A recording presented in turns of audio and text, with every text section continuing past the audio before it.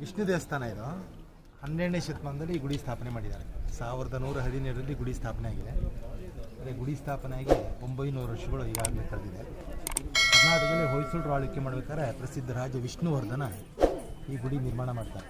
ಹೊಯ್ಸಳರ ಕಾಲದಲ್ಲಿ ಬೇಲೂರು ಹಳೆಬೀಡು 2 ಕ್ಷೇತ್ರಗಳು ಹೊಯ್ಸಳರಿಗೆ ರಾಜಧಾನಿ. ಪ್ರಾರಂಭದ ರಾಜಧಾನಿನೇ ಬೇಲೂರು, ತದನಂತರ ಹೆಚ್ಚಿನ ಕಾಲದ ರಾಜಧಾನಿ ಹಳೆಬೀಡು ಆಗುತ್ತೆ. ಬೇಲೂರಿಗೆ ಚರಿತ್ರೆ ಹೆಸರು ವೇಲಾಪುರ ಅಂತ. ತದನಂತರ ಕಾಲದಲ್ಲಿ ಬೇಲೂರಾಗಿ ಬೇಲೂರು ಆಯಿತು ಅಂತೇಳಿ. ಗುಡಿ ಕಟ್ಟಿದಂಥ ಮಹಾರಾಜ ವಿಷ್ಣುವರ್ಧನ ಒಮ್ಮೆ ತಲಕಾಡಿನ ಹತ್ರ ಚೋಳರ ಮೇಲೆ ಯುದ್ಧ ಮಾಡಿ ಗೆಲ್ತಾರೆ. ಆ ಗೆದ್ದಂಥ ಸಂಕೇತವಾಗಿ ವಿಷ್ಣು ದೇವಸ್ಥಾನ ವಿಜಯದ ಹೆಸರಲ್ಲಿ ನಿರ್ಮಾಣ ಮಾಡಿದ್ದಾರೆ. ವಿಜಯ ನಾರಾಯಣ. ಈಗ ವಾಡಿಕೆಯಲ್ಲಿ ಚೆನ್ನಕೇಶವ ಅಂತ ಹೋಗ್ತೀವಿ. ಸುಂದರವಾದಂಥ ಕೇಶವ, ಚೆನ್ನಕೇಶವನ್ನು ಕರೀತಾರೆ. ವಿಷ್ಣು ದೇವಸ್ಥಾನ. ಹಾಗಾಗಿ ಮೇಲ್ಗಡೆ ನೋಡಿದ್ರೆ ವಿಷ್ಣು ವಾಹನ ಕಾಣಿಸುತ್ತೆ ನಮಗೆ. ಇಲ್ಲಿ ಗರುಡ, ಆ ಲೇಸರನ್ನು ನೋಡಿ, ಆ ಗರುಡನ ಮೇಲ್ಭಾಗ ವಿಷ್ಣು ಅವತಾರ ಇದೆ, ನರಸಿಂಹ ಇದ್ದಾರೆ. ಆ ನರಸಿಂಹದಲ್ಲಿ 2 ಕಣ್ಣ ಪಕ್ಕ ಬಳ್ಳಿ ಕಾಣಿಸುತ್ತೆ ರೌಂಡ್ ಆಗಿ. ಆ ಬಳ್ಳಿಗಳ ಒಳಭಾಗ ವಿಷ್ಣುವಿನ 10 ಅವತಾರಗಳಿದೆ. ಎಷ್ಟು ನೀಟಾಗಿ ಮತ್ಸ್ಯ, ಕೂರ್ಮ, ವರಾಹ, ನರಸಿಂಹ, ವಾಮನ, ಪರಶುರಾಮ, ರಾಮ, ಕೃಷ್ಣ, ಬೌದ್ಧ, ಕಲ್ಕಿ ಎಲ್ಲ 10 ಅವತಾರಗಳು. ಬಳ್ಳಿಗಳ ಹಿಂಭಾಗ ಕೂಡ ಕೈ ಬೆಳೆನ ನುಸುಳಿಸ್ಬೋದು, ಅಷ್ಟು ಸಂದಿದೆ. ಒಂದೇ ಕಲ್ಲಲ್ಲಿ ಪ್ರತ್ಯೇಕ ಮಾಡಿದ್ದಾನೆ. ಇದಕ್ಕೆಲ್ಲ ಪೂರಕವಾಗಿ ಉಪಯೋಗಿಸಿರೋ ಕಲ್ಲು ಇದು ಮೆತ್ತಿಗಿರುತ್ತೆ, ಬಳಪದ ಕಲ್ಲು ಅಂತೇಳಿ. ಇದಕ್ಕೆ ಸೈಂಟಿಫಿಕ್ ಹೆಸರು ಬಂದು ಶಿಸ್ಟ್ ಅಂತ ಕರೀತಾರೆ, ಕ್ಲೋರಾಟಿಕ್ ಶಿಸ್ಟ್ ಅಂತ. ಹೊಯ್ಸಳರ ಆಳ್ವಿಕೆಯಲ್ಲಿ ನಮಗೆ ಇದು ಬಂದು ರಾಜಮುದ್ರೆ. ಸ್ಥಳನೇ ಹೊಯ್ಸಳರಿಗೆ ಮೂಲ ಪುರುಷ. ಒಮ್ಮೆ ವಿದ್ಯಾಭ್ಯಾಸ ಮಾಡುವಾಗ ಕಾಡಿನಿಂದ ಒಂದು ಹುಲಿ ಬರುತ್ತೆ. ಆ ಹುಲಿಯನ್ನು ಓಡಿಸೋದಕ್ಕೆ ಹುಡುಗ ಸ್ಥಳ ಮುಂದೆ ಬರ್ತಾನೆ. ಇವನ ಹೆಸರನ್ನು ಹಿಡಿದು ಆಜ್ಞೆ ಮಾಡುವಾಗ ಗುರುಗಳು ಕೂಗ್ತಾರೆ ಹೊಯ್ಸಳ ಅಂತ. ಹೊಯ್ ಅಂದರೆ ಹೊಡಿ ಅಂತ. ಸ್ಥಳ ಈ ಬಾಲಕನ ಹೆಸರು. ತೊಲಿಕೊಂದ ಬಾಲಕ ವಂಶ ಪ್ರಾರಂಭ ಮಾಡ್ತಾನೆ. ಹಾಗಾಗಿ ವಂಶಕ್ಕೆ ಹೆಸರು ಬರುತ್ತೆ ಹೊಯ್ಸಳ ವಂಶ ಅಂತ. ಸಾಮಾನ್ಯವಾಗಿ ಬೇಲೂರು ಅಂದಾಗ ನೆನಪಿಗೆ ಬರೋ ವಿಚಾರ ಶಿಲಾಬಾಲಿಕೆಯರಂತೆ. ಈ ಮೇಲ್ಗಡೆ ಕಾಣಿಸೋ ನಾಟ್ಯಭಂಗಿಗಳನ್ನ ಶಿಲಾಬಾಲಿಕೆಯರು ಅಂತ ಕರೀತಾರೆ. ರಾಣಿ ಶಾಂತಲಾ ದೇವಿಯನ್ನು ಪ್ರೇರಣೆಯಾಗಿ ಇಟ್ಕೊಂಡು ಈ ಗುಡಿನಲ್ಲಿ ಈ ನಾಟ್ಯಭಂಗಿಗಳನ್ನ ಕೆತ್ತನೆ ಮಾಡಿದ್ದಾರೆ. ಈಕೆ ಹೆಸರು ದರ್ಪಣ ಸುಂದರಿ ಅಂತ. ಅಲಂಕಾರ ಮೇಲೆ ಕರಣಿನಲ್ಲಿ ಸೌಂದರ್ಯ ನೋಡ್ಕೊಳ್ತಾರೆ. ಕರಣಿಗೆ ಮುಂದೆ ಪಕ್ಕದಲ್ಲಿ ಸೆಕ್ಯೂರ್ ಇದೆ ನೋಡಿ. ಈ ಕಡೆ ಇರೋರು ಕುಂಕುಮವನ್ನು ಕೊಡ್ತಾರೆ. ಆ ಕಡೆ ಪಕ್ಕ ಇಬ್ಬರಿದ್ದಾರೆ. ಆ ಮುಂಭಾಗ ನಿಂತ್ಕೊಂಡ್ರೆ ಆಕೆ ಸೊಂಟದ ಮೇಲ್ಭಾಗ ಸಣ್ಣ ಕೋತಿ ಮರಿ ಕಾಣಿಸುತ್ತೆ. ಹೊರಗಡೆ ಕಲ್ಲ ಹಣ್ಣು ಇಟ್ಕೊಂಡಿದ್ದಾರೆ. ಹಣ್ಣನ್ನು ಸಹಜವಾಗಿ ನೋಡೋಕೆ ಮಾತ್ರ ಅವಕಾಶ ಆಗಿದೆ, ತಿನ್ನಕ್ಕೆ ಸಿಗ್ತಾ ಇಲ್ಲ.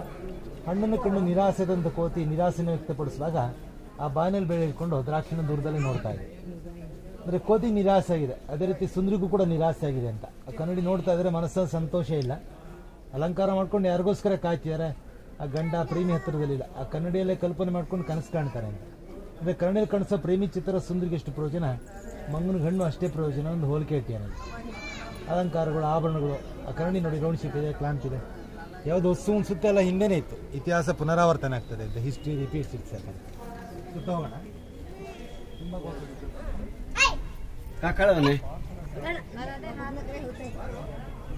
ಇಲ್ಲಿ ವಿಷ್ಣುವರ್ಧನ ಮಹಾರಾಜ ದರ್ಬಾರ್ ಮಾಡೋದು ಈ ಗೋಡೆ ಮೇಲ್ಗಡೆ. ಮಧ್ಯಭಾಗ ವಿಷ್ಣುವರ್ಧನ ಇದ್ದಾರೆ, ರಾಣಿ ಶಾಂತಲಾದೇವಿ, ರಾಜಗುರು ರಾಮಾನುಜರಿದ್ದಾರೆ.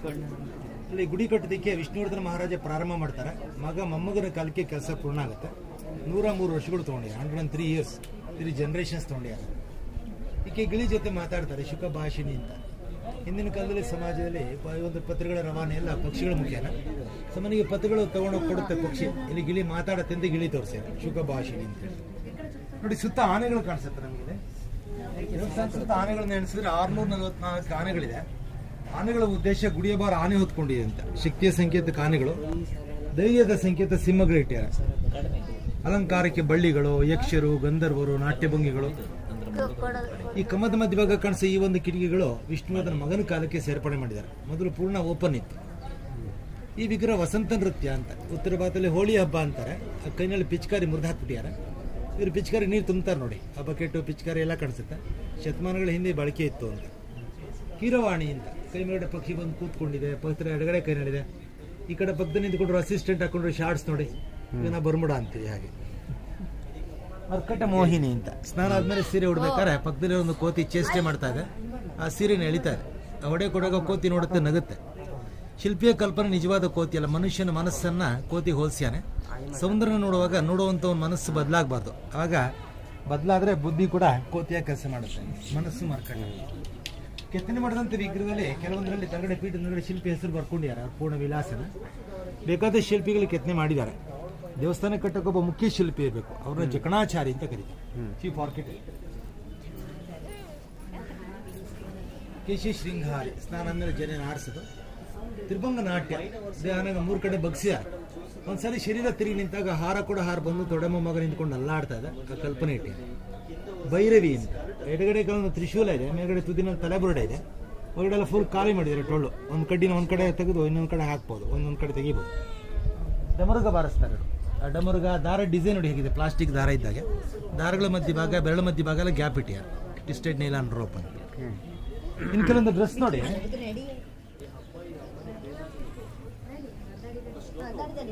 ಇಲ್ಲಿ ನೋಡಿ ಮೇಡಮ್, ಈಕೆ ಡ್ರೆಸ್ ನೋಡಿ, ಈಗ ಸ್ಕರ್ಟ್ ಅಂತೀವಿ, ಮಿನಿ ಅಂತೀವಿ, ಅದಕ್ಕೆ ಬಟ್ಟೆ ಡಿಸೈನ್ ಕೂಡ ಇಟ್ಟಿಯ. ಈ ಹಾಕೊಡ್ರೆ ಒಂದು ಕೋಟ್ ನೋಡಿ ಮೇಲ್ಗಡೆ, long coat, house coat, bathroom ಇದ್ದಾಗೆ open colour long coat, belt, pant fold ಎಲ್ಲ ಇದೆ. ಇದು ಮೇಲ್ಗಡೆ ಈ ವಿಗ್ರಹದಲ್ಲಿ ಹಾಕೊಂಡ್ರೆ ಕ್ಯಾಪ್ ನೋಡಿ, ಅದು ರೋಮನ್ ಕ್ಯಾಪ್ ಅಂತೀವಿ, ಆ ಕ್ಯಾಪಿನ ಕೊಡ್ತಾರೆ. ಶತಮಾನಗಳ ಹಿಂದೆ ಒಂದು ಬಳಕೆಗಳು, ಕಲ್ಪನೆಗಳು ನಮ್ಮಲ್ಲಿತ್ತು ಅನ್ನೋದಕ್ಕೆ ಸಾಕ್ಷಿಯಾಗಿ ಈ ದೇವಸ್ಥಾನದಲ್ಲೆಲ್ಲ ನೋಡಿ. ಹಲವಾರು ವಿಚಾರಗಳ ಮಧ್ಯೆ ಇಲ್ಲೊಂದು ತಮಾಷೆ ನೋಡಿ, ಇಲ್ಲೊಂದಿಬ್ಬರು ಪ್ರೇಮಿಗಳು ಪ್ರೇಮಿಸ್ತಾರೆ, ಎಲ್ಲ ಸರಿಯಾಗಿದೆ, ಹೆಣ್ಣಿನ ಮುಖ ಮಾತ್ರ ಪ್ರಾಣಿ ಆಗಿಟ್ಟಿದ್ದಾರೆ. ಇಂಥ ಸ್ತ್ರೀ ನಾವೇನು ನೋಡಿಲ್ಲ. ಅರ್ಥ ಏನಪ್ಪ ಅಂದ್ರೆ ಒಂದು ವಯಸ್ಸಲ್ಲಿ ಮನುಷ್ಯ ಪ್ರಾಯ ಕಂಡಾಗ ಈ ರೀತಿ ಆಗುತ್ತಂತೆ. ವಾತ್ಸನ ಒಂದು ಶ್ಲೋಕದ ಹೇಳ್ತಾನೆ, ಪ್ರಾಪ್ತೇಶು ಷೋಡಶಿ ವರುಷ ಗಾರ್ಧಬಾಪಿ ಅಪ್ಸರ ಆಯ್ತೆ ಅಂತ. 14ನೇ ವಯಸ್ಸಿನ ಪ್ರಾಯದಲ್ಲಿ ಹುಡುಗನಿಗೆ ಕತ್ತೆ ಕೂಡ ಸುಂದರವಾಗಿ ಇರುತ್ತೆ. ಸ್ವಲ್ಪ ಕಣ್ಣನ್ನು ಚುರುಕು ಮಾಡ್ಕೊಂಡು ನೋಡಿದ್ರೆ ಈ ವಿಗ್ರಹ ನೋಡಿ ಎಷ್ಟು ನುಣುಪಾಗಿದೆ ನೋಡಿ ಕೆಲಸ ಅಲ್ವಾ. ಈ ಕಡೆ ವೈರ್ ಮೆಶ್ ಟ್ರಾನ್ಸ್ಪರೆಂಟು, ಜಾಲಿ ಮೇಲ್ಗಡೆ ಇಲ್ಲೊಂದು ಹಲ್ಲಿ ಕಾಣಿಸುತ್ತೆ ನೋಡಿ, ಅನಿಸ್ತಾ ಇದೆಯಾ? ಈ ಹಲ್ಲಿ ಬಾನ ಹತ್ರ ಒಂದು ಹಣ್ಣಿಟ್ಟಿದೆ, ಹಲಸಿನ ಹಣ್ಣಿದೆ, ಹಣ್ಣಿನ ಮೇಲ್ಗಡೆ ಸಣ್ಣ ನೊಣ ಕೂತ್ಕೊಂಡಿದೆ. ಸೊ ಬೈನಾಕ್ಯುಲರ್ ಉಪಯೋಗಿಸಿದ್ದಾದ್ರೆ ನೋಡೋಕೆ ಕರೆಕ್ಟ್ ಮೀಸೆ ಕಾಲೆಲ್ಲ ಕಾಣಿಸುತ್ತೆ. ಒಂದು ಫೋಟೋಗ್ರಾಫ್ ಇದೆ ನೋಡಿ, ನಿಮಗೆ ಗೊತ್ತಾಗುತ್ತೆ. ಇಲ್ಲ ಹಲ್ಲಿ ಹಣ್ಣು ನೊಣ ಇದೆ, ನೊಣಕ್ಕೆ ಡೀಟೇಲ್ ಸ್ವಲ್ಪ ಸೂಕ್ಷ್ಮವಾಗಿ ನೋಡಿ. ಹಣ್ಣಿನ ಒಂದು ನೊಣದ ಮೀಸೆ, ಕಾಲುಗಳೆಲ್ಲ ಕಾಣಿಸುತ್ತೆ. ಏನಂದ್ರೆ ದಂತದಲ್ಲಿ ಎಂತ ಕುಸ್ರಿ ಕೆಲಸನ ಗಮನಿಸಬಹುದು, ನೋಡಬಹುದು ಅಂತ ಕುಸ್ರಿ ಕೆಲಸನ ಕಲರ್ ಮಾಡಿದ್ದಾರೆ ಅಂತ. ವಿಚಾರ ಹೀಗೇನಪ್ಪಾ ಅಂದ್ರೆ ಯಾವಾಗಲೂ ಕೂಡ ಸಿಹಿ ಇದ್ದ ನೊಣ ಬರುತ್ತೆ, ಹಣ್ಣಿನ ಮಾಸದ ನೊಣ ಬಂದಿದೆ, ನೊಣ ತಿನ್ನೋ ಪ್ರಯತ್ನ ಹಲ್ಲಿಗೆ. ಒಬ್ಬನ ಆಲೋಚನೆ ಬದುಕಬೇಕು ಅನ್ನೋ ತತ್ವ ಇಟ್ಟೆ. ಈ ದೇವಸ್ಥಾನಕ್ಕೆ ಅದು ಮಾಡೆಲ್, ಅದು ಜಸ್ಟ್ ಏನೋ ದಿ ಪ್ರಿಪೇರ್ಡ್ ಮಾಡೆಲ್ ಸ್ಪೆಸಿಮನ್. ಆಮೇಲೆ ಇದನ್ನ ಎಲ್ಲಾರು ಮಾಡಿದ್ದಾರೆ. ಹಾಗಾಗಿ ವಿಶೇಷಗಳೆಲ್ಲ ಈ ಗುಡಿಯಲ್ಲಿ ವಿನಃ ಆ ಗುಡಿಯಿಂದಲೇ.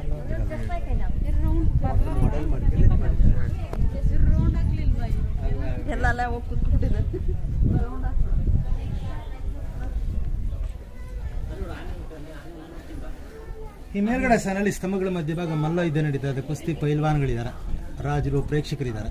ಇವ್ರು ಹಾಕೊಂಡ್ರೆ ಕ್ಯಾಪ್ ಗಮನಿಸಿ, ಇವಾಗೆಲ್ಲ ಮಂಕಿ ಕ್ಯಾಪ್ ಅಂತೀವಿ ಹಾಗೆ. ಇಲ್ಲಿವರೆಗೆ ಗುಡಿ ಮುಂಭಾಗ ನೋಡಿದ್ವಿ, ಮನುಷ್ಯನ ಬಗ್ಗೆ ತಿಳ್ಕೊಂಡ್ವಿ. ಈ ಭಾಗಕ್ಕೆ ಜೀವಾತ್ಮ ಅಂತ ಹೆಸರು. ಇದ್ರ ಹಿಂಭಾಗ ದೇವರ ಭಾಗ ಬರುವಂಥದ್ದು, ಗರ್ಭಗುಡಿ ಬರುವಂಥದ್ದು, ಇಲ್ಲಿ ದೇವರಿಗೆ ಸಂಬಂಧಪಟ್ಟಿದ್ದು, ಇದಕ್ಕೆ ಪರಮಾತ್ಮ ಅಂತ ಕೊಡ್ತಾರೆ. ಈಶ್ವರ ಪಾರ್ವತಿಯಿಂದ ಪ್ರಾರಂಭ, ಆಮೇಲೆ ವಿಷ್ಣು ಲಕ್ಷ್ಮಿ. ವಿಷ್ಣು ದೇವಸ್ಥಾನದ್ರು ಕೂಡ ಶಿವನಿಂದನೇ ಪ್ರಾರಂಭ ಆಗಿದೆ. ಈ ಒಂದು ವಿಶೇಷನ ಎಲ್ಲ ಹೊಯ್ಸಳು ದೇವಸ್ಥಾನದಲ್ಲಿ ನೋಡ್ತೀರಾ. ಜಾತಿ ಭೇದಗಳ ಮೇಲೆ ರಾಜ್ಯಭಾರ ಮಾಡಿದೆ, ಎಲ್ಲ ಧರ್ಮಕ್ಕೂ ಸ್ಥಾನ ಕೊಟ್ಟಿದ್ದಾರೆ ಅಂತ. ಇದು ಹಳೆಬಿಡಲ್ಲಿ ಶಿವನ ದೇವಸ್ಥಾನ ಇದೆ, ಜೈನ ಮಂದಿರಗಳಿದೆ. ವಿಷ್ಣುವರ್ಧನ ಮಹಾರಾಜ ಸ್ವಯಂ ತಾನೇ ಜೈನ ಮತಸ್ಥ. ನಂತರ ರಾಮಾನುಜರು ಉಪದೇಶಿಸಿದಷ್ಟೇ ಹಿಂದೂ ಧರ್ಮಕ್ಕೆ ಬಂದು ವೈಷ್ಣವ ಮತವನ್ನು ಸ್ವೀಕರಿಸ್ತಾನೆ. ಇಷ್ಟೆಲ್ಲ ಘಟನೆಗಳು ಇತಿಹಾಸದಲ್ಲಿ ನಾವು ಕಂಡರೂ ಕೂಡ ರಾಣಿನ ಬಲವಂತ ಮಾಡಿ ನೀನು ಕೂಡ ಹಿಂದೂ ಧರ್ಮಕ್ಕೆ ಬರಬೇಕು ಅನ್ನೋ ಒಂದು ಹೇಳಿದಂಥ ನಿದರ್ಶನಗಳು ನಮಗೆ ಸಿಗಲ್ಲ. ಒಂದೇ ಕುಟುಂಬದಲ್ಲಿ ಎರಡು ಧರ್ಮದ ಆಚರಣೆಯನ್ನು ತೆರೆದ ಮನಸ್ಸಿನಲ್ಲಿ ಒಪ್ಕೊಂಡಿದ್ರು ಅನ್ನೋದು ಗೊತ್ತಾಗುತ್ತೆ.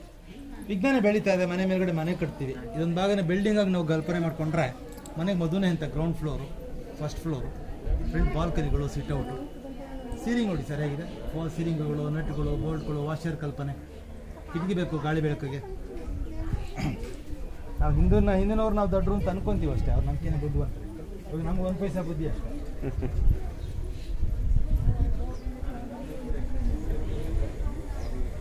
ನರಸಿಂಹನ ಅವತಾರಕ್ಕೆ ಹೆಚ್ಚಿನ ಸ್ಥಾನ ಹೊಯ್ಸಳರ ಗುಡಿನಲ್ಲಿ. ಯಾಕೆಂದ್ರೆ ಹೊಯ್ಸಳಿಗೆ ಕುಲದೇವರು ನರಸಿಂಹ ಆದ್ರಿಂದ ತೊಡೆ ಮೇಲ್ಗಡೆ ರಾಕ್ಷಸ ಹಿರಣ್ಯಕಶಿಪುವನ್ನು ಮನಸ್ಕೊಂಡು ಕರುಳಿನ ಮಾಲೆ ಹಾಕೊಳ್ತಿದ್ದಾರೆ. ರಾಕ್ಷಸನ ಶರೀರ ತೊಡೆ ಮೇಲೆ ತಗೊಳ್ಳುವಾಗ ಕೈನ ಬಲವಾಗಿ ಮಂಡಿ ಮೇಲೆ ಇಟ್ಟರೆ ಮಾಂಸದೊಳಗಡೆ ಉಗುರು ಸಮೇತ ಬೆರಳು ನಾಟ್ಕೊಂಡಿದೆ. ಕರುಳಿನ ಮಾಲೆ ಇದು, ಮುಖದಲ್ಲಿ ಕೋಪ ಇದೆ, ಬಾಯಿನ ತೆಗೆದಾಗ ನಾಲ್ಗೆ ಕೂಡ ಮೇಲ್ಗಡೆ ತುಟಿಗೆ ತಗಲಿದೆ, ಇನ್ನು ಮುಂದೆ ಖಾಲಿ ಮಾಡಿದ. ಕೆತ್ತನೆ ಮಾಡ್ಬೇಕಾದ್ರೆ ತಾಳ್ಮೆ, ಸಹನೆ, ಏಕಾಗ್ರತೆ ಇರಬೇಕಲ್ವಾ. ವರಹ ಅವತಾರ ಇದು, ಹಿರಣ್ಯಾಕ್ಷ ಸಂಹಾರ. ಬ್ರಹ್ಮ ಇದ್ದಾರೆ, ಆ ಬ್ರಹ್ಮನ ಕಿರೀಟದ ಮೇಲೆ ಭಾಗ ಗಂಟೆ ಚೈನ್ ನೋಡಿ ಆಗಿದೆ, ಒಂದಕ್ಕೊಂದು ಕೊಂಡಿ ಮಾಡಿದ್ದಾರೆ, ಕಬ್ಬಣ ಸರಪಳಿ ಇದ್ದಾಗ. ಇದ್ರ ಮೇಲ್ಗಡೆ ನಾಟ್ಯ ಮಾಡೋ ಗಣೇಶ, ಅಷ್ಟಭುಜ ವಿನಾಯಕ ಅಂತ ಸ್ವಲ್ಪ ಹೆಚ್ಚಾಗಿ ಪೂಜೆ ಮಾಡ್ತಾರೆ. ಸ್ವಲ್ಪ ವಿಶೇಷ ಪೂಜೆಗಳೆಲ್ಲ ವಿದ್ಯಾರ್ಥಿಗಳದು. ನೀವು ಎಕ್ಸಾಮ್ ಟೈಮಲ್ಲಿ ಬಂದರೆ ಜಾಸ್ತಿ ಪೂಜೆ ನೋಡ್ಬೋದು. ಸಂಕಟ ಬಂದಾಗ ವೆಂಕಟರಮಣ. ಆಂಧ್ರದಲ್ಲಿ ಚಿಲುಕೂರಿನಲ್ಲಿ ಬಾಲಾಜಿ ಅಂತ, ವೀಸಾ ಬಾಲಾಜಿ ವೀಸಾ ಸಿಗ್ಲಿಕ್ಕೆ ಅದಕ್ಕೂ ಅದು ಆ ದೇವಸ್ಥಾನ ಕೂಡ ಹೊಯ್ಸಳರದೇನೆ. ಆದರೆ ಇಲ್ಲೊಂದು ಭಿನ್ನಾಗಿರೋ ವಿಗ್ರಹ ಇರೋದ್ರಿಂದ ಪೂಜೆ ನಡೆಯಲ್ಲ, ಬಾಗಿಲಾಕಿದ್ದಾರೆ. ಕಲ್ಯಾಣ ಮಂಟಪ ಅಂತ ಪ್ರತಿ ವರ್ಷ ಕಲ್ಯಾಣೋತ್ಸವ ನಡೆದಾಗ ಈ ಮಂಟಪದಲ್ಲಿ ಉಪಯೋಗಿಸ್ತಾರೆ. ಇದೇ ರೀತಿ ಒಂದು ಚಿಕ್ಕ ಮಂಟಪ, ನಾವೆಲ್ಲಿ ಮುಂಬಗಡೆ ಸ್ತಂಭ ನೋಡಿದ್ವಿ, ಅಲ್ಲಿ ಒಂದು 20 ಕಲ್ಲಿನ ಒಂದು ಮಂಟಪದ ಒಂದು ಸ್ತಂಭದ ಕಂಬ ಇತ್ತು, ಮಂಟಪ ಇತ್ತು, ಅದನ್ನು ತೆಗೆದು ಹಾಕ್ಯಾರೆ ಸುಮಾರು ಒಂದು 80 ವರ್ಷ ಹಿಂದೆ. ಅದೆಲ್ಲ ಒಂದು ಕಡೆ ಇಟ್ಟಿದ್ದಾರೆ, ಜೋಡಿಸಿಟ್ಟಿದ್ದಾರೆ. ಇದೊಂದು ಫೋಟೋ ತೊಗೊಳ್ಳಿ, ಅಷ್ಟು ಚೆನ್ನಾಗಿ ಬರುತ್ತೆ. ನೋಡಿ, ಯಾರ್ದಾರು ಸ್ಪೇರ್ ಕ್ಯಾಮ್ರಾ, ಅದು ಲೇಟೆಸ್ಟ್ ಅದೇನಾ? ಇಲ್ಲಿ ನಿಂತ್ಕೊಳ್ಳಿ, ಎಲ್ಲ ನಿಂತ್ಕೊಳ್ಳಿ ಸರ್, ನೀವು ನಿಂತ್ಕೊಳ್ಳಿ. ಅಲ್ಲ, ನಮಗೆ ಮಹೇಶ್ನ ಕ್ಯಾಮ್ರಾ ಒಂದು 2-3 ಆ್ಯಂಗಲಲ್ಲಿ ತೆಗೆದಿದ್ದೀನಿ. ಸೊ ಹೊಯ್ಸಳ ದೇವಸ್ಥಾನಗಳೆಲ್ಲ ಈ ರೀತಿ ನಕ್ಷತ್ರಾಕಾರವಾಗಿರ್ತದೆ, ಪೀಠ ನಕ್ಷತ್ರಾಕಾರವಾಗಿದೆ.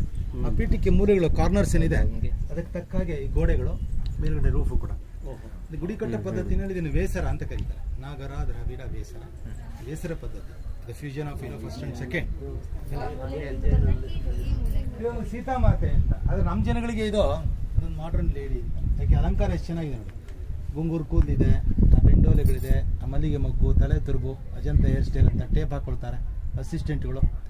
ಹೊರಗಡೆ ಹೋಗ್ಬೇಕಾದ್ರೆ ನಾಯಿ ಮರಿ ಕರ್ಕೊಂಡು ಹೋಗ್ತೀವಿ, ಅಸಿಸ್ಟೆಂಟ್ಗೆ ನಾಯಿ ಮರಿ ಕಾಣಿಸುತ್ತೆ. ನೋಡೋ ದೃಷ್ಟಿ ಬದಲಾವಣೆ. ಔಟ್ಲೆಟ್ ಒಳದಾಗ ಅಭಿಷೇಕದಂತ ನೀರು ಹೊರಗಡೆ ಬರೋ ವ್ಯವಸ್ಥೆ, ಆ ಕಲ್ಪನೆ ಮಾಡ್ಕೊಂಡು.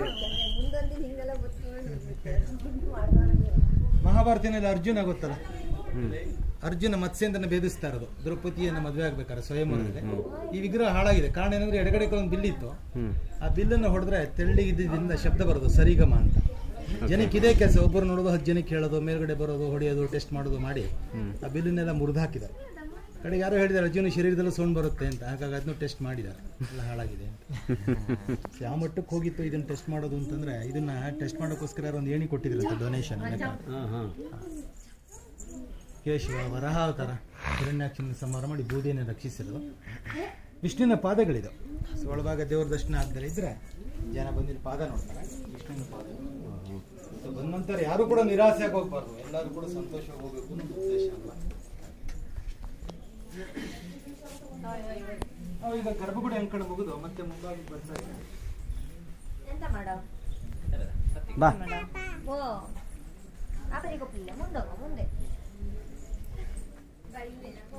ಇಲ್ಲಿ ಮೇಲ್ಗಡೆ ಕಾಣಿಸೋ ಈ ಶಾಸನಗಳೆಲ್ಲ ಗುಡಿ ಕಟ್ಟಿದಾಗ ಇರಲಿಲ್ಲ. 16-17ನೇ ಶತಮಾನದಲ್ಲಿ ಕೊಟ್ಟಂಥ ದಾನಗಳನ್ನ ವಿವರಣೆಯಾಗಿ ಇಲ್ಲಿ ಬರ್ದಿದ್ದಾರೆ. ದೇವಸ್ಥಾನದ ಮೇಂಟೆನೆನ್ಸ್ಗೋಸ್ಕರ ಜಮೀನು ಕೊಡೋರು, ಬಂದಂಥ ವ್ಯವಸಾಯದ ಕೆಲವೊಂದು ಭಾಗ ದೇವಸ್ಥಾನ ಕೊಡೋರು, ಅದರಲ್ಲಿ ದೇವಸ್ಥಾನ ಮೇಂಟೈನ್ ಮಾಡೋರು. ಈ ಶಾಸನ ಪ್ರಕಾರ 1629 ಜಾವಗಲ್ ಅಪ್ಪಾಜಪ್ಪನವರು ಕೆಲವೊಂದು ಎಕರೆ ಭೂಮಿ ಕೊಟ್ಟರು ಅಂತ ಹೇಳಿ ಇದರ ಸಾರಾಂಶ. ಈಗ ದೇವಸ್ಥಾನಕ್ಕೆ ಏನು ಉಳಿದಿರೋದು ಬರೀ ಇದಷ್ಟು ಮಾತ್ರ ಶಾಸನಗಳು. ಮತ್ತೆ ಮುಂಭಾಗದಲ್ಲಿ ಬಂದಿದೆ ಮತ್ತೆ ಶಿಲಾವಾಲಕಿಯರು. ಈಕೆ ಬೇಟನ್ನು ಮುಗಿಸಿ ಮನೆಗೆ ಬರ್ತಾರೆ. ಈಕೆ ಪಕ್ಕದಲ್ಲಿರೋ ದಾಸಿ ಬೇಟೆಗಳನ್ನ ಹೊತ್ತು ನಿಂತ್ಕೊಂಡಿದ್ದಾರೆ. ಈ ಕಡೆ ಪಕ್ಕದಲ್ಲಿರೋ ದಾಸಿ ಕಾಲಿಗೆ ಮುಳ್ಳು ಹೋಗ್ಬಿಟ್ಟಿದೆ. ಆ ಮುಳ್ಳನ್ನು ತೆಗಿತಾ ಪಕ್ಕದಲ್ಲಿ ಇನ್ನೊಬ್ಬರು ಕೂತ್ಕೊಂಡಿದ್ದಾರೆ. ಆಕೆಗೆ ಅಸಿಸ್ಟೆಂಟ್, ಆಕೆಗೆ ಇನ್ನೊಬ್ಬಳು ಅಸಿಸ್ಟೆಂಟ್. ಶಿಲ್ಪಿಯ ಕಲ್ಪನೆಯಲ್ಲಿ ಆಳುಗೂ ಅರಸನಿಗೂ ವ್ಯತ್ಯಾಸ ಗಾತ್ರದಲ್ಲಿ ಅಲ್ವಾ? ಆಳುಗ ಬಾಳು, ಆಳುಗೊಂದು ಚೋಟಾಳು, ಚೋಟಾಳು ಮೋಟಾಳು. ಪೂರ್ವದಿಂದ ನಾವು ಪ್ರಾರಂಭ ಮಾಡಿದ್ವಿ ನಾವು ಭೇಟಿಯನ್ನ. ಉತ್ತರ ದಿಕ್ಕಿನಲ್ಲಿದ್ದೀವಿ. ಈ ಉತ್ತರ ದಿಕ್ಕಿನ ದ್ವಾರಕ್ಕೆ ಸ್ವರ್ಗದ್ವಾರ ಅಂತ ಕರೀತಾರೆ. ವಿಷ್ಣು ವೈಕುಂಠ ನಾರಾಯಣ ಮೇಲ್ಗಡೆ. ಸ್ಥಳ ಪುರಾಣದ ಪ್ರಕಾರ ಭಸ್ಮಾಸನ ವಧೆ ಮಾಡಿದಂಥ ಕ್ಷೇತ್ರ ಬೇರೂರು. ಆಗ ವಿಷ್ಣು ಮೋಹಿನಿ ರೂಪನ ಧರಿಸಿದ್ರು ಇಲ್ಲಿ ಅಂತ. ಹಾಗಾಗಿ ಒಳಗಡೆ ದೇವರಿಗೆ ಅಲಂಕಾರ ಧಾರಣೆ ಈಗಲೂ ಕೂಡ ಮೋಹಿನಿ ಅಲಂಕಾರನೇ. ಅಂತ ವಿಷ್ಣುವಿನ ಮೋಹಿನಿಯ ನಾಟ್ಯದ ಕಲ್ಪನೆ ಇದೆ. ಈ ವಿಗ್ರಹದ ವಿಶೇಷ ಏನಪ್ಪ ಅಂದರೆ, ವಿಗ್ರಹನ ಆಚೆಗೆ ತೆಗೆದು ಸ್ಟ್ರೈಟಾಗಿ ನಿಲ್ಲಿಸಿ ಬಲಗಡೆ ಕೈ ಮೇಲ್ಗಡೆ ಸ್ವಲ್ಪ ನೀರು ಹಾಕಿದ್ರೆ ಆ ನೀರಿನ ಹನಿ ಕೆಳಗಡೆ ಬಿದ್ದಾಗ ತಲೆ ಮೇಲ್ಗಡೆ ಬಿದ್ದು ಮೂಗಿನ ತುದಿಗೆ ಬರುತ್ತೆ, ಎದೆ ಮೇಲೆ ಬೀಳುತ್ತೆ. ಎಡಗೈ ತಗಲಿ, ಎಡಗಾಲು ತಗಲಿ, ಕೆಳಗಡೆ ಬೀಳುತ್ತೆ. ಎಲ್ಲ ಒಂದೇ ಸರಳ ರೇಖೆ ಮಾಡಿದೆ. All the 5 points are in straight line. ತಲೆ ತುರುಬು ಪ್ರಭಾವಳಿ ಕೆಲಸ ಹೇಗಿದೆ ಅಲ್ವಾ? ತಲೆಗಿಂತ ತಲೆ ತುರುಬೇ ದೊಡ್ಡದಾಗಿದೆ. ಸೊ ಮನಗಕ್ಕೇನು ದಿಂಬೇಡ ಅಂತ.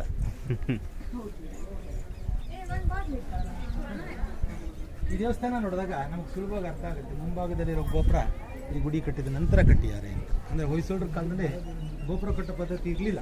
ಗೋಪುರಗಳ ಒಳಗೆ ಬಂದಿದ್ದು ವಿಜಯನಗರ ಕಾಲಕ್ಕೆ. ಬಾಗಿಲವ್ರು ಮಾತ್ರ ಕಲ್ಲಷ್ಟೇ, ಮೇಲ್ಬಾಗೆಲ್ಲ ಗಾರೆ ಇಟ್ಗೆಲ್ ಮಾಡಿದ್ದಾರೆ.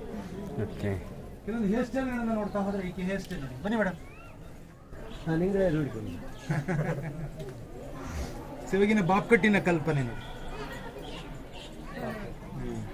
ಫ್ರಂಟ್ ಕಟ್ ಮಾಡ್ಕೊಳ್ತಾರೆ. ಒಂದು ಕಾಲಕ್ಕೆ ಹಿಂದಿನವರು ಸಾಧನ ಅಂತ ಕರೆಯೋದು, ಇದೆಲ್ಲ ಮ್ಯಾಕ್ರಿಸಸ್. ಇದಕ್ಕೆ ಸಂಸ್ಕೃತದ ಹೆಸರು ಮರ್ಕಟ ಮುಂಡ. ರಬ್ಬರ್ ಮಂಡ ಕೂದಲು ಬಿಡೋದು ಈಗಲೂ ಕೂಡ ಪದ್ಧತಿನೇ ಅಲ್ವಾ? ಪೋನಿಟೇಲ್ ಅಂತೀವಿ. ಸೊ ಪೂರಿಕರದನ್ನ ಅಶ್ವಪುಚ್ಚ ಅಂದ್ರೆ, ಅಶ್ವಪುಚ್ಚ ಅಂದ್ರೆ ಕುದುರೆ ಬಾಲ. ಈಗಿನ ಪೋನಿಟೇಲು ಅದೇನೆ, ಇಂಗ್ಲೀಷ್ ಹೆಸರು. ಈಕೆ ಹೇರ್ ಸ್ಟೈಲ್ ನವೀನ ಗರಿ ಹಾಕಿ ಕಾಣಿಸುತ್ತೆ. ಹಾಗಾಗಿ ಈಕೆ ಹೆಸರು ಮಯೂರಶಿಕೆ ಅಂತ.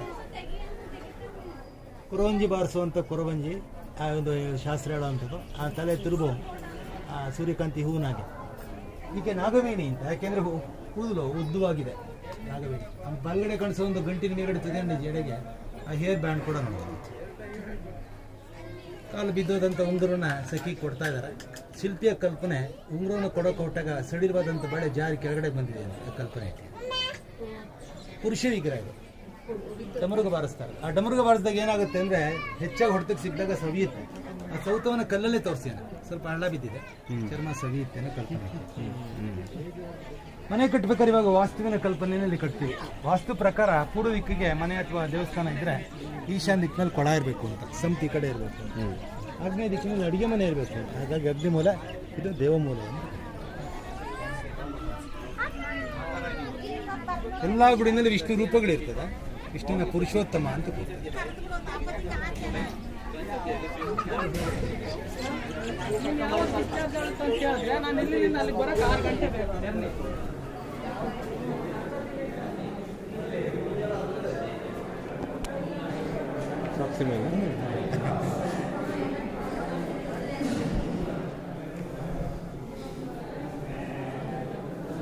ದೇವರಿಗೆ ವಿಶೇಷವಾದ ಅಲಂಕಾರ, ದಸರಾ ಅಲಂಕಾರ ಇನ್ನೂ ತೆಗೆದಿಲ್ಲ. ಕಂಟಿನ್ಯೂಸ್ ಹಾಲಿಡೇ ಇರೋದ್ರಿಂದ ತೆಗೆದಿಲ್ಲ. ನಾಳೆ ನಾಡಿದ್ದು ತೆಗಿತಾರೆ. ಮಾಮೂಲಾಗಿ ಸಿಂಪಲ್ ಆಗಿ ಬೆಳ್ಳಿನಲ್ಲಿ ಅಲಂಕಾರ ಮಾಡ್ತಾರೆ. ಜಾತ್ರೆ ಆಗುತ್ತೆ ಯುಗಾದಿನಲ್ಲಿ, ಇವಾಗ ಮಾತ್ರ ದೇವರಿಗೆ ಬಂಗಾರದ ಅಲಂಕಾರ ಹಾಕ್ತಾರೆ. ನಾನು ಅವಾಗಲೇ ಹೇಳಿದಾಗೆ ಸ್ತ್ರೀ ಅಲಂಕಾರ ದೇವರಿಗೆ ಮೂಗುತಿ, ಬೆಂಡೋಲೆ, ಕಂಠಹಾರ, ಕಡಗ ಎಲ್ಲ ಹಾಕಿ ಸ್ತ್ರೀ ಅಲಂಕಾರ ಮಾಡ್ತಾರೆ. ಸೊ ದೇವರಿರೋ ಭಾಗ ಪವಿತ್ರವಾದಂಥ ಜಾಗ ಗರ್ಭಗುಡಿ ಅಂತ. ಈಗ ನಾವು ನಿಂತಿರೋ ಭಾಗ ಸಾರ್ವಜನಿಕರಿಗೆ ಮೀಸಲು. ಇದು ನವರಂಗ ಅಂತ ಎರಡರ ಮಧ್ಯದಲ್ಲಿ ಒಂದಿದೆ, ಅದು ರಾಜನಿಗೆ ದರ್ಶನ ಮಂಟಪ ಅಂತ ಹೋಗ್ತಾರೆ. ಈ ಮುಂಭಾಗದಲ್ಲಿ 48 ಕಂಬಗಳಿದೆ. 48 ಕಂಬಗಳು ಕೂಡ 48 ನಮೂನೆ. ಯಾವುದು ಎರಡು ಕಂಬ ಒಂದೇ ರೀತಿ ಇಲ್ಲ ನೋಡಿ. ಕಂಬ ಇಡೀ ದೇವಸ್ಥಾನದ ಕಲ್ಪನೆ ಈ ಕಂಬದಲ್ಲಿದೆ. It's like an index. ಶಿಲಾಬಾಲಕಿಯರು, ಯಕ್ಷರು, ಗಂಧರ್ವರು, ಪುರಾಣ ಕಥೆಗಳು. ಈ ಕಂಬ ಹಿಂದೆ ತಿರುಗುತ್ತಾ ಇತ್ತು ಅಂತ. ಈ ಪೀಠದ ಮೇಲ್ಗಡೆ ಕಂಬ ತಿರುಗೋ ಹಾಗೆ ಮಾಡಿದ್ರು. ಇವಾಗ ಕಂಬ ತಿರುಗಲ್ಲ. ಬಲವಾದ ಕಾರಣ ಹೇಳ್ತಾರೆ. ಏನು ಹೇಳ್ತಾರೆ ಅಂದರೆ ಆ ಮೇಲ್ಗಡೆ ಇರೋ ತೊಲೆಗಳು ಕಟ್ಟಾಗಿ ಭಾರ ಇದ್ರ ಮೇಲೆ ಕುಸಿತಿದೆ. ಹಾಗಾಗಿ ಭಾರ ಹೆಚ್ಚಾಗಿ ಕಂಬ ತಿರುಗಲ್ಲ, ಜಾಮ ಆಗಿದೆ ಅಂತ. ಇಲ್ಲಾಂದರೆ ಕಂಬ ತಿರುಗೋದು ನೋಡಿ. ಕಂಬದಲ್ಲಿ ಇಷ್ಟೆಲ್ಲ ಕೆತ್ತನೆ ಕೆಲಸ ಸಾಗಿದೆ. ಆದರೆ ಕಂಬ ಒಂದು ಖಾಲಿ ಜಾಗ ಇದೆ. ಈ ಖಾಲಿ ಜಾಗದಿಂದಾಗಿ ಅಪೂರ್ಣ ಅನಿಸುತ್ತೆ. ಇಲ್ಲಿ ಉದ್ದೇಶ ಏನು ಅಂತ ಸರಿಯಾಗಿ ಯಾರಿಗೂ ಗೊತ್ತಿಲ್ಲ. ಆದರೆ ಸಾಮಾನ್ಯವಾಗಿ ಜನ ಹೇಳೋದೇನಪ್ಪ ಅಂತಂದರೆ, ಶಿಲ್ಪಿ ಜಂಬದಲ್ಲಿ ಇದನ್ನು ಬಿಟ್ಟಿಲ್ಲ, ನಾನೊಬ್ಬನೇ ದೊಡ್ಡವನು ಬುದ್ಧಿವಂತ ಅಂತಲ್ಲ, ನನಗಿನ ಮುಂದೆ ಬರ್ತಾನೆ, ಮುಂದೆ ನನಗಿನ ಚೆನ್ನಾಗಿ ಇಲ್ಲಿ ಮಾಡ್ತಾನೆ ಅನ್ನೋ ಒಂದು ತೆರೆದ ಮನಸ್ಸಿನಲ್ಲಿ ಈ ಖಾಲಿ ಜಾಗ ಬಿಟ್ಟಿದ್ದಾನೆ ಅಂತ ಒಂದು ಅರ್ಥ ಇದೆ. ಇನ್ನೊಂದು ಥರಪ್ಪ ದೇವ್ರಿಗೆ ಆಕಾರ ಇಲ್ಲ. ಎಲ್ಲ ಕಡೆ ದೇವ್ರಿಗೆ ಆಕಾರ ಕೊಟ್ಟು ದೇವರಿದ್ದಾನೆ ಅಂತ ನಂಬಿದ್ದೀವಿ. ಇಲ್ಲೂ ಕೂಡ ದೇವರಿದ್ದಾನೆ, ಅದರ ಆಕಾರ ಇಲ್ಲ, ರೂಪ ಇಲ್ಲ. ನಮಗೆ ನಮ್ಮಲ್ಲಿ ಬಂದಾಗ ದೇವರು ಅಲ್ಲೂ ಕಾಣಿಸ್ತಾನೆ ಅನ್ನೋದು ಮತ್ತೊಂದು ಅರ್ಥ.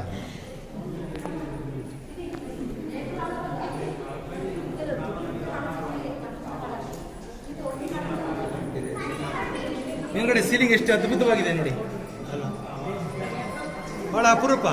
ಬೇಲೂರು ಬಿಟ್ಟರೆ ರಾಜಸ್ಥಾನದ ಜೈನ ದೇವಾಲಯಗಳಲ್ಲಿ ಈ ಒಂದು ಮುಚ್ಚಿಗೆಯನ್ನು ಅಮೃತ ಶಿಲೆ ನೋಡ್ತೀವಿ. 27 ಅಡಿ ಸುತ್ತಳತೆ ಇದೆ, 6 ಅಡಿ ಆಳ ಇದೆ. ಮಧ್ಯಭಾಗದಲ್ಲಿರೋ ಒಂದು ಕಂಬನ ಗೂಟವಾಗಿ ಉಪಯೋಗಿಸ್ಕೊಂಡ್ಯಾರ. ಆ ಮುಚ್ಚಿಗೆಯನ್ನು ಆಚೆಗೆ ತೆಗೆಯೋದ್ರಿಂದ ಸುತ್ತ ಇರೋ ಕಲ್ಲುಗಳನ್ನೆಲ್ಲ ಸಡಿಸ್ಬೋದು. ಈ ಕಂಬನ ಮತ್ತೊಮ್ಮೆ ಗಮನಿಸಿ. ಕಂಬದ ಕೆಳಭಾಗ ನರಸಿಂಹ ಇದ್ದಾರೆ. ನರಸಿಂಹನ ಹಿಂಭಾಗ ಕಂಬದ ಒಳಭಾಗ ಕಮಲದ ಹೂವಿದೆ, ಕಾಣಿಸುತ್ತಾ? ಇಲ್ಲಿ ಕಮಲದ ಹೂ ಬ್ರಹ್ಮನ ಸೂಚಿ, ನರಸಿಂಹದೇವರು ವಿಷ್ಣು ಸಂಕೇತ, ಕಂಬ ಲಿಂಗಾಕಾರದ ಈಶ್ವರ ಅಂತ. ಸೃಷ್ಟಿ ಸ್ಥಿತಿ ಲಯಗಳ ಕಲ್ಪನೆ ಒಂದೇ ಕಂಬದಲ್ಲಿದೆ. ಸ್ವಲ್ಪ ಈ ಕಡೆ ಗಮನ ಹರಿಸೋಣಂತೆ. ಈ ಕಂಬಗಳನ್ನು ವಿನ್ಯಾಸ ನೋಡೋಣಂತೆ. ಈ ಕಂಬ ಗಂಟೆ ಆಗಿದೆ. 2ನೇ ಕಂಬ ಕಮಲದ ಹೂವಿನ ಹಾಗಿದೆ. 3ನೇದು ಛತ್ರಿಯ ಹಾಗೆ. 4ನೇದು ನಕ್ಷತ್ರದ ಹಾಗೆ. ಕಡೆಕಂಬ ವಜ್ರದ ಹಾಗೆ. ಡೈಮಂಡ್, ಸ್ಟಾರ್, ಅಂಬ್ರೆಲಾ, ಲೋಟಸ್ ಅಂಬ್ರೆ ಎಲ್ಲ ಬೇರೆ. ಎಲ್ಲ ಕಂಬಗಳು ಕೂಡ 5 ಕಲ್ಲುಗಳ ಸಂಗಮ, ಪಂಚಶಿಲಾಸ್ತಂಭಗಳು.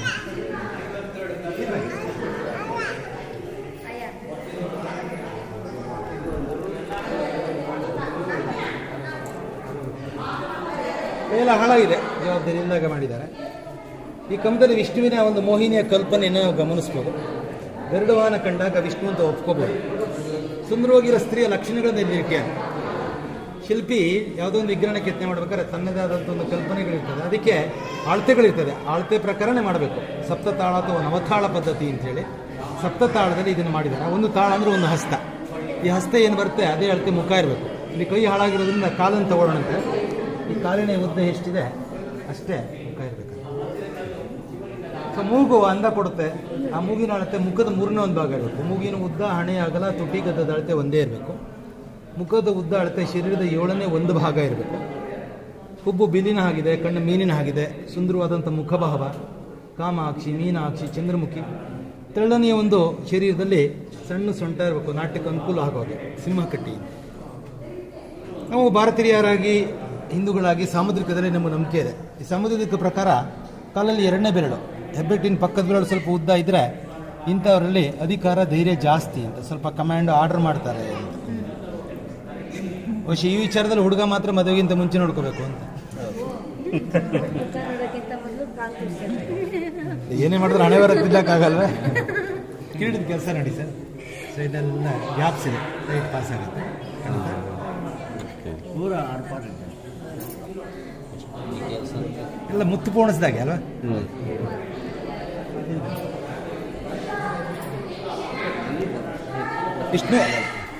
ವಿಷ್ಣು ದ್ವಾರಪಾಲಕರಿದ್ದಾರೆ ಕೂಡ ನಾಟ್ಯ ಮಾಡಿದ್ದಾರೆ. ಈ ವಿಗ್ರಹಗಳನ್ನ ಕೆತ್ತನೆ ಮಾಡುವಾಗ ಮೊದಲನೇ ವಿಗ್ರಹನ ರಾಣಿ ಹೆಸರು ಕೊಟ್ಟಿದ್ದಾರೆ. ಕೊಟ್ಟಂತ ಬಿರುದುಗಳ ವಿವರಣೆ ಕೆಳಗಡೆ ಪೀಠದ ಮೇಲ್ಗಡೆ ಇದೆ. ಈಗ ತಲೆ ಮೇಲೆ ಒಂದು ಗೆಜ್ಜೆ ಇದೆ. ಹೆಣ್ಮಕ್ಳು ಆವರಣ ಧರಿಸಿದಾಗ ವಿಶೇಷವಾಗಿ ನರ್ತಕಿರು ಮೇಲ್ಗಡೆ ಒಂದು ಆವರಣ ಹಾಕೋತಾರೆ ಬೈತಲೆ ಮೇಲೆ. ಆ ಬೈತಲೆ ಗೆಜ್ಜೆ, ಬೈತಲೆ ಬೊಟ್ಟು, ಆ ಗೆಜ್ಜೆನ ಅಲ್ಲಾಡಿಸ್ಬೋದು. ಅದೇ ಕಲ್ಲಲ್ಲಿ ಬೇರೆ ಮಾಡಿದ್ದಾರೆ. ಸೇಮ್ ಸ್ಟೋನ್, ಅದೇ ಸ್ಟೋನಲ್ಲಿ ಬೇರೆ ಮಾಡಿದ್ದಾರೆ. ಅಪ್ಸರೆ ಗಂಧರ್ವ ಕನ್ಯೆ ಅಂತ. ನೀವು ಇಷ್ಟೆಲ್ಲ ವಿಗ್ರಹ ನೋಡಿದ್ರೆ ಯಾವುದ್ರಲ್ಲೂ ಕೂಡ ಇಷ್ಟೊಂದು ಅಲಂಕಾರ ನೋಡಲಿಲ್ಲ ನೀವು. ತುಂಬ ಅಲಂಕಾರ ಇಟ್ಕೊಂಡಿದ್ದಾರೆ. ಕೈ ತುಂಬ ಬಳೆಗಳು, ಕಿರೀಟ, ಗೌನು ಎಲ್ಲ ಹಾಕ್ಕೊಂಡಿದ್ದಾರೆ. ನಾಟ್ಯ ಪ್ರಾರಂಭ ಆದಾಗ ತಾಳ ಹಾಕಿದ್ದಾರೆ. ಎಡಗಾಲ ಬೆಳ್ಳಲ್ಲಿ ತಾಳ ಹಾಕುವಂಥ ಒಂದು ಸನ್ನಿವೇಶ. ಆ ಬೆರಳು ಭೂಮಿಯನ್ನು ಸ್ಪರ್ಶ ಮಾಡಿಲ್ಲ. ಸ್ನಾನ ಆದಮೇಲೆ ಜಡೆನ ಹಿಂಡ್ತಾ ಇದ್ದಾರೆ. ಸಹಜವಾಗಿ ಜಡೆನ ಹಿಂಡಿದಾಗ ನೀರು ಹೊರಗಡೆ ಬರ್ತದೆ. ಆ ಶಿಲ್ಪಿಯ ಕಲ್ಪನೆಯಲ್ಲಿ ಜಡೆ ತುದಿನಲ್ಲಿ ನೀರು ಹರಿಗಳು ಕಾಣಿಸುತ್ತೆ. ಇವೆಲ್ಲ ಡ್ರಾಪ್ಲೆಟ್ಸ್ ಆಫ್ ವಾಟರ್ ಅಂತ. ನಿಂತ್ಕೊಂಡ್ರೆ ಭಂಗಿ ನೋಡಿ, ಕಾಲನ್ನು ಈ ಕಡೆಗೆ ಸರಿಸಿದ್ದಾರೆ. ಶಿಲ್ಪಿನ ಲೆಕ್ಕಾಚಾರ ಒಂದು ಹೆಜ್ಜೆ ಮುಂದೆ ಇಟ್ಟು ಈ ರೀತಿ ಯೋಚನೆ ಮಾಡಿದ್ದಾರೆ. ಶರೀರದ ಭಾರ ಕಾಲ ಮೇಲೆ ಹೇಳಿದ್ರೆ ಏನಾಗುತ್ತೆ ಅಂತ. ಭಾರಕ್ಕೆ ಬೆರಳು ಕೂಡ ಮಡಚ್ಕೊಂಡಿದೆ ಅಂತ. ಆ ಬೆರಳು ಕೂಡ ಒಂದು ಕಡೆ ಹೋಗಿದೆ. ಆ ಚಿಕ್ಕ ಬೆರಳು ಒಂದು ಕಡೆ, ಹೆಬ್ಬೆರಳು ಒಂದು ಕಡೆ ಹೋಗಿದೆ. ಈ ವಿಗ್ರಹ ನೋಡಿ, ಈಕೆ ಕೈ ಮೇಲ್ಗಡೆ ಒಂದು ಪಕ್ಷಿ ಕೂತ್ಕೊಂಡಿದೆ. ಈ ಪಕ್ಷಿನ ಗಮನಿಸಿ. ಪಕ್ಷಿ ಮುಂದ್ಗಡೆಯಿಂದ ನೋಡಿ ಗಿಣಿಯಾಗಿ ಕಾಣಿಸುತ್ತೆ. ಅದೇ ಹಿಂಬದಿಯಿಂದ ನೋಡಿ ನವಿಲ್ನಾಗಿ ಕಾಣಿಸುತ್ತೆ. ಅರ್ಥ ಏನಪ್ಪ ಅಂದ್ರೆ ಸುಂದರವಾಗಿರೋ ಸ್ತ್ರೀ ನಾಟ್ಯ ನವಿಲಾಗಿರ್ಬೇಕು, ಮಾತು ಗಿಳಿಯಾಗಿರ್ಬೇಕು. ಈಗ ಬಲಗಡೆ ಕೈನಲ್ಲಿ 2 ಬಳೆ ಇದೆ. ಆ 2 ಬಳೆ ಮುಂಭಾಗದ ಒಂದು ಬಳೆ ತಿರುಗಿಸ್ಬೋದು. ಕೈ ಸುತ್ತ ತಿರುಗು ಹಾಕಿ ಮಾಡಿದ್ದಾರೆ. ಅದೇ ಕಣ್ಣಲ್ಲಿ ಬೇರೆ ಮಾಡಿದ್ದಾರೆ. ಎಲ್ಲ ಬಹುಶಃ ಕಲಾವತ್ನಾಗ ಕಷ್ಟಪಡ್ಬೋದು ಹುಟ್ಟಿದ ಮೇಲೆ, ಅದ್ರ ಆಗೋದು ಕಷ್ಟ. ಅದು ಹುಡ್ತಾನೆ ಆಶೀರ್ವಾದ ಪಡ್ಕೊಂಡ್ಬಂದಿದ್ದು ಎಲ್ಲ. ಎಲ್ಲ ಜನಗಳ ಹಿಂದೆ ಕೂತ್ಕೊಳ್ಳೋರು ಮಾಡೋರು ಎಲ್ಲ ಸಾಂಸ್ಕೃತಿಕ ಕಾರ್ಯಕ್ರಮಗಳನ್ನ ನಡೆಸೋಕ್ಕೋಸ್ಕರ ಒಂದು ವೇದಿಕೆ, ಒಂದು ಬಾಲ್ಕನಿ. ನನ್ನ ಅದ್ಭುತವಾದ ಕಂಬ ಇದೆ ನೋಡಿ.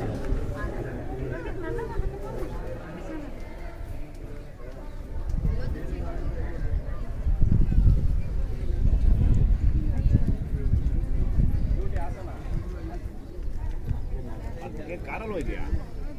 ಗೈಡ್ ಬೇಕಿತ್ತು ಸರ್.